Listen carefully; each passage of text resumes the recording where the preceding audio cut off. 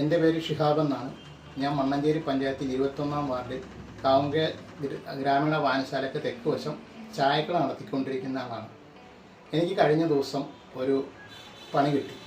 മറ്റൊന്നുമല്ല, വാട്സപ്പിൽ ഈ ചെല്ലാൻ അയക്കെന്നും പറഞ്ഞൊരു 500 രൂപയുടെ ചെല്ലാൻ ഇതും വെച്ചിട്ട് ഒരു മെസ്സേജ് വന്നിരുന്നു. ആ മെസ്സേജ് ഓപ്പൺ ചെയ്ത് നോക്കി, വേറെ പ്രത്യേകിച്ചൊന്നും കണ്ടില്ല. ഞാൻ അതവിടെ തിരിച്ചു വെച്ചു.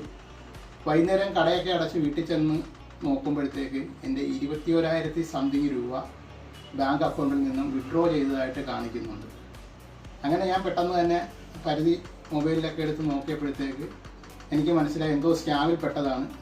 പെട്ടെന്ന് തന്നെ ഞാൻ 1930 വിളിച്ച് ഇൻഫോം ചെയ്യുകയും അവരുടെ നിർദ്ദേശപ്രകാരം പിറ്റേ ദിവസം ബാങ്ക് സ്റ്റേറ്റ്മെൻറ്റ് എടുക്കുകയും അതുകൊണ്ടുപോയി സൈബർ സെല്ലിൽ കൊടുത്ത് പരാതി രജിസ്റ്റർ ചെയ്യുകയൊക്കെ ചെയ്തിട്ടുണ്ട്.